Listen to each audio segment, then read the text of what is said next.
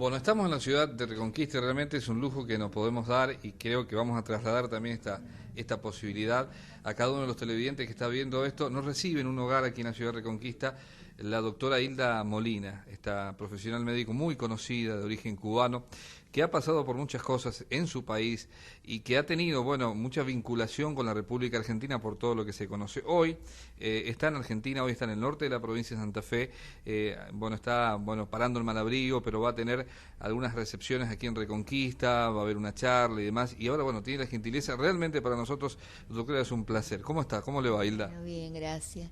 No, estoy encantada, estoy con mi mamá aquí. Vine a conocer como le expliqué por radio hoy a él, a amigos que me surgieron mientras estuve en Cuba, en la distancia, porque consiguieron mi teléfono, nos llamaban a Cuba, a mi madre y a mí. Bueno, surgió una amistad y un agradecimiento infinito. ¿Cómo surge esa amistad? ¿Porque había una relación familiar? No, el pueblo argentino en general fue solidario con la causa de nuestra familia, todo el pueblo argentino. Y yo lo sentía así, los medios de prensa argentinos, yo no tengo queja de ningún medio de prensa argentino realmente, pero hubo personas en Buenos Aires, en esta zona, en Entre Ríos, en Neuquén, que se buscaron el teléfono de nuestra casa en Cuba, personas, ciudadanos de Argentina, comunes y corrientes, y comenzaron a llamarnos, y eso duró años mientras estuvimos en Cuba. Y cuando nosotros estábamos, mi madre y yo solas, tristes allá, el recibir la llamada de argentinos así, bueno, no pueden imaginar lo que representaba. Inclusive hay algunos, sobre todo los que vivían en Buenos Aires, que cuando ya saben que yo voy a ir, me dicen, voy a estar en el aeropuerto esperándola. Pero no nos conocíamos, y dice, yo le voy a gritar, yo soy Susana, yo soy Graciela, yo soy tal. Y entonces así fue, cuando llegué, que estoy saludando a mi familia, sentía los gritos, yo soy fulana. Entonces realmente los quiero muchísimo, y pasó con la familia de Raúl y de Raquel, su esposa, que nos llamaron durante años. Después se sumaron la familia Laura, la hija del matrimonio que nos ha prestado la casa hoy. Y así. Usted habla primero, disculpe, de la familia Sorzón de Malabrigo. Sí, claro. El Raúl y su esposa. Ajá. Estoy hablando de ellos, nos llamaban durante años. Entonces, bueno, ya cuando llegamos a Argentina, pues nos conocimos personalmente. Fueron a Buenos Aires, nos conocimos personalmente, y yo tengo muchísimas invitaciones para presentar el libro, pero mi madre y yo decidimos comenzar por esos lugares donde teníamos amigos así que nos habían ayudado espiritualmente y psicológicamente cuando estábamos en Cuba. Y entonces, bueno, este fue uno de los lugares que escogimos. Y traje a mi madre, que le gusta mucho todo lo que es rural, todo lo que es el campo, porque mi madre es del campo también, nosotros somos pueblerinas de Cuba. Y bueno, surgieron entonces algunas peticiones de que yo presentara el libro, que se publicó hace poco. Y bueno, he ido haciendo, pero se ha ido complicando con más presentaciones. Claro, la superposición, ¿no?, de presentaciones. Sí, pero vaya superposición. Está muy bien, quiere decir que bueno, que hay mucha expectativa. Hilda, por supuesto que hay tantísimo para hablar. Todo esto surge desde que, bueno, se conoce su historia, que el mundo conoce su historia cuando usted, me dirá muy bien usted, en 1994 decide renunciar. Usted tiene un cargo muy importante como profesional médico en Cuba y en el régimen cubano.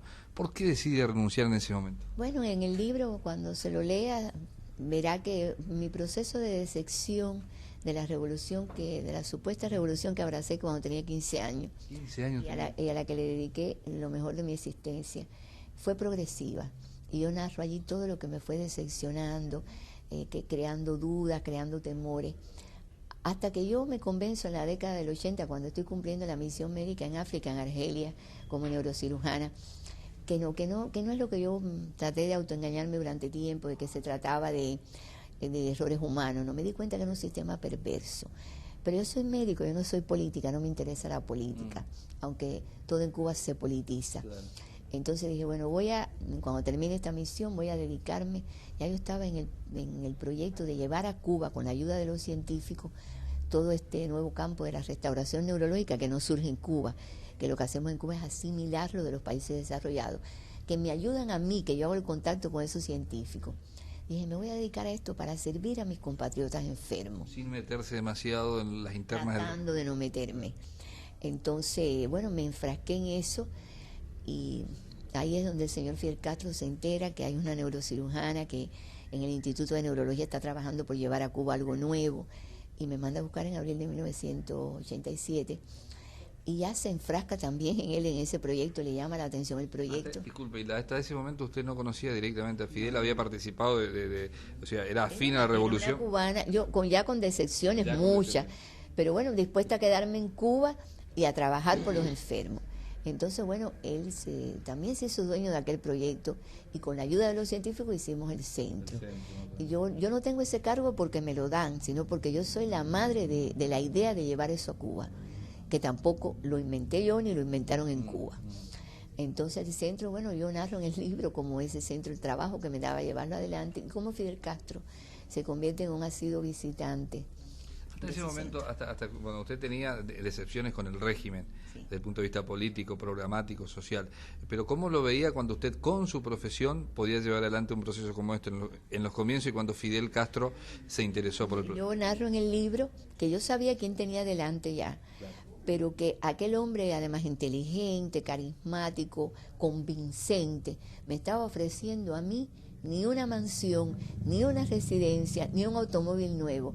Me estaba ofreciendo la posibilidad de convertir en realidad mi sueño profesional, un sueño que llenaba mi vida, que era llevar la restauración neurológica a Cuba y dársela a los enfermos cubanos. Me estaba dando lo más grande que me podía dar. Entonces dije, bueno, perfecto, esto es lo que yo quería. Pero ¿qué va? Él se convierte en un asiduo visitante del centro. Yo narro en el libro un capítulo extenso, el 13, que se llama Fidel Castro y yo, cómo es la relación de él conmigo, cómo se desenvuelve ese centro. Y ya lo que a mí me lleva, para responderle su pregunta definitivamente, a decir se terminó. Año 94, ¿no? Año 94, que ese único es un proceso largo y hay que leer ese libro para entenderlo, que ese último lazo que me quedaba con el sistema, que era la posibilidad de atender a mis compatriotas enfermos, me lo iban a cortar. ¿Por qué? Porque ya habían comenzado a utilizar 20 camas el gobierno para extranjeros que pagaban en divisa.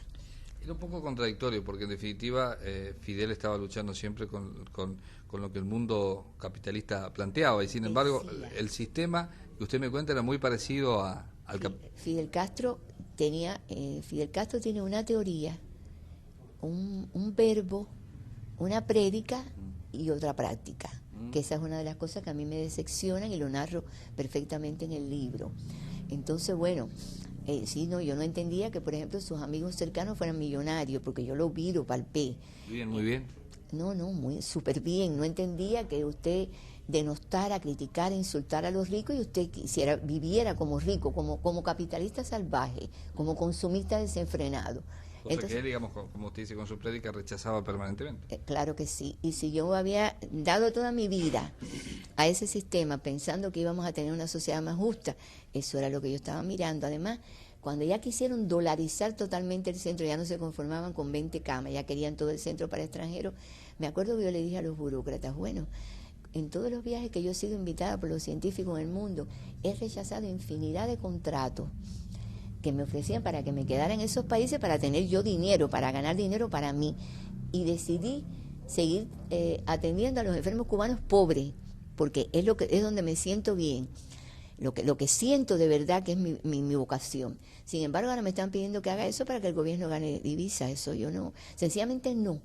Y ya acababan de romper el último lazo que me quedaba con el sistema y es por eso que ya yo rompo definitivamente. Hilda, le planteo lo siguiente.